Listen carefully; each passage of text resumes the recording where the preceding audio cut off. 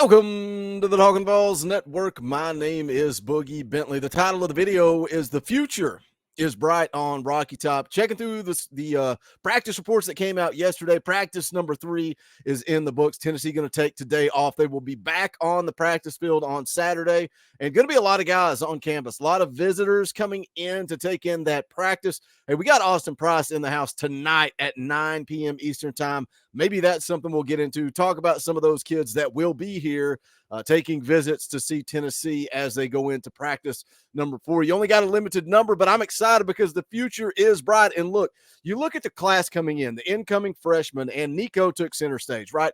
And it's even now. Like Nico met with the media yesterday. He's the guy that's getting all the views when you see those clips coming up. Routes on air. Everybody wants to see Nico slinging the rock, and he should be. What a generational type talent we could possibly have. And that's about a guy that has not taken a single snap as a college football player, but everybody's excited about Nico when you see what he does, when you hear him speak, when you watch him throw the football, rightfully so. But there is a lot of talent coming in, not just freshmen, also transfers that excite me. The future is bright. We talk about young guys making plays at practice. Arian Carter picking off Joe Milton in practice number 2. Ricky Gibson looks the part. Jordan Matthews looks the part. Elijah Herring taking a step as a sophomore. There's a lot of talent. Something that this football team has been missing is depth. And I think Josh Heupel talked about it after the first practice. And I think we're seeing it now as we read these practice reports. We see who is making plays out there. This team has legitimate depth. And that excites me, not just about 2023, but also 2024, 2025. Let's continue recruiting and get Tennessee back on top where they belong. Offensive coordinator Joey Halsley met with the media after practice. Going to listen to his comments here in just a second. But as always, do me a favor, smash that thumbs up. It's just below the video right down there. Quick, free, easy, helps the channel. Also, if you're new to the Talkin VAWLS Network, welcome. We're not experts. We're not insiders. We're not media. This channel is for the fans, by the fans. This is a heartbeat of the Tennessee fan base. If you like what we do, make sure you subscribe, click that bell for notifications. You're not going to miss out when we go live or when we drop a video. Like I said, we got a fun one. Got a fun show coming up tonight, 9 p.m. Eastern time. Austin Price from VolQuest.com is going to be in the house one-on-one for about an hour, just talking Tennessee football. You guys know the narrative of this channel. Sit down on the back deck, crack open a beer, pull up a chair, and let's just talk. And that's what I'm going to do with Austin tonight at 9 p.m. So I hope you guys will jump in, come hang out with us tonight. Should be a fun one. We'll talk some recruiting, we'll talk some ball, and you guys know you always run the show. So whatever you want to talk about, we will talk about. Let's take a listen to Joey Halsley, his opening comments from his media appearance yesterday after practice. Whenever you're replacing this many parts, like there's some sloppiness that goes into it, but the guys are playing hard, and that's all we ask of the guys. While you're learning, while you're trying to figure out your new jobs, your new roles, just play really hard while you're working through it. So we've seen that it's been good that we've had some hiccups on the first couple days where it like wasn't quite as clean as it maybe could have been, but now it's a great wake up for all the guys to be like, wait, I don't just get to show up and do this. Like I have to put in the extra work. I got to show up in the meetings. I got to get my extra film. So it's been a really good couple days of practice. I love that quote. Teachable moments, right? Teachable moments. Don't be afraid to make a mistake. And then I also like, the success stories that we've heard under this coaching staff. You talk about culture and the importance of culture. You ever had a job where you're absolutely terrified to make a mistake?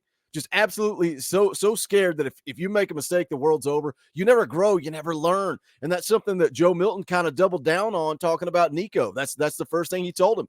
Don't be afraid to make a mistake, man. Go make a mistake. We'll correct it. We'll get better. We'll learn from it. We'll grow.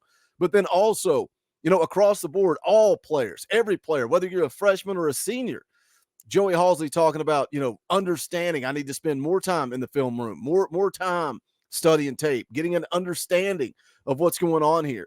And again, going back to it, all the success stories that we've heard, the Cedric Tillmans taking the next step, the Jalen Hyatt. Are you kidding me? Bolitnikoff Award winner. After a year earlier, he said he wasn't doing things the right way. How do I get better? How do I get to your spot, VAWLS? How do I get to where you're at? Put in more work. Take things serious. Get in the weight room. Add that size. Add that weight. And then come out and win the Bolitnikoff. Come out and become a Tennessee legend in that Alabama game. 5 touchdown receptions. Those are the stories that I love to hear. And I like Joey Halsley kind of saying that, you've made some mistakes, and instead of freaking out about it, we learn from it and we get better. Some other things coming out of practice. One of those, Chaz Nimrod. I was watching some routes on air. You guys know those are the hot sexy, fun thing to watch this time of year. Joe Milton put a ball a little behind Chaz Nimrod. He goes, makes a grab. According to VAWLS 247, Chaz Nimrod actually leading the line for the wide receivers with Brew McCoy out. He's on that outside position. He's the number one guy. I think that is worth noting. He's a guy that made some buzz in spring camp last year, got beat up, didn't really make a whole lot of noise, but Chaz Nimrod has the potential to be a special wide receiver for this football team, and it's going to be interesting to see how that wide receiver room takes shape as we move through spring and fall camp. You guys know I'm a big fan of Dante Thornton. You got a lot of talent in that room. Where does Nathan Laycock fit in? Is he a guy that can come in and make some plays as a true freshman? I don't know, but we know this coaching staff's really going to roll with three. So who are those three? Is it Squirrel, Brew, Dante Thornton? Where does Ramel Keaton fit in?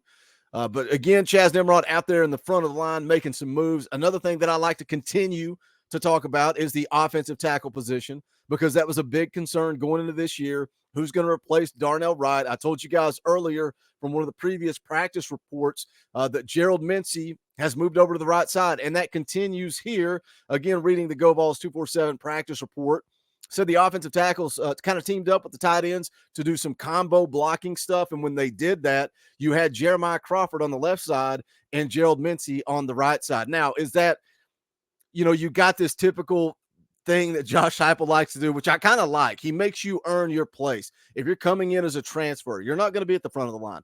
Dante Thornton is not at the front of the line. Nico, routes on air.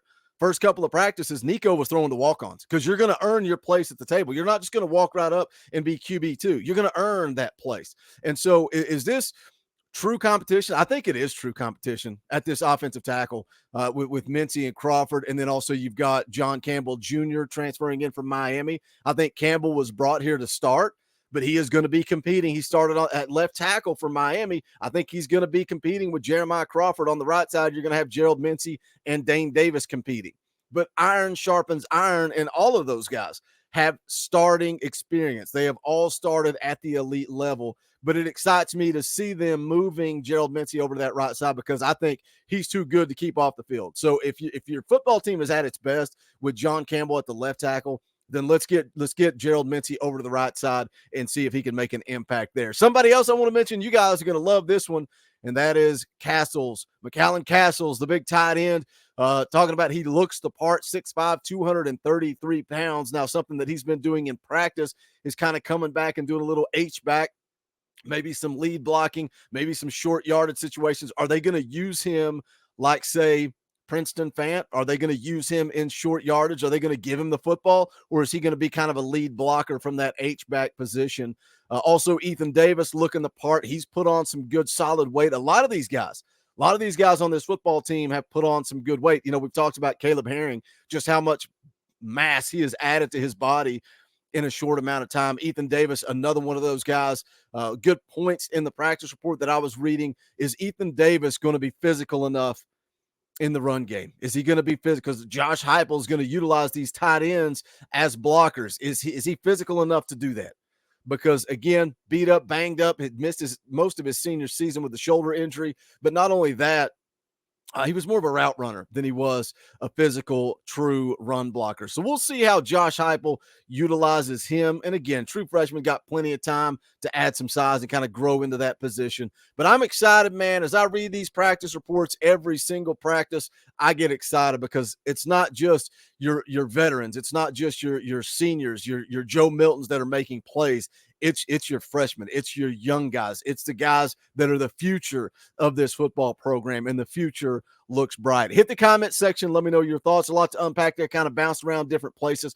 I want to hear from you guys. Also, don't forget tonight, 9 p.m. Eastern time, Austin Price is going to be in the house. Late night talking VAWLS. I hope you guys come hang out for that one. A lot of you guys have been asking for this, so I sent Austin a message. He agreed to come on. We ironed down the time. It's going to be good fun, and I don't want to be here by myself. So you guys come hang out. And you guys run the show. You know how it is. But smash that thumbs up on the way out the door. Go check out the merch, bonfire.com/store/talking VAWLS. Become a member of this channel. Support what we are doing, what we are building.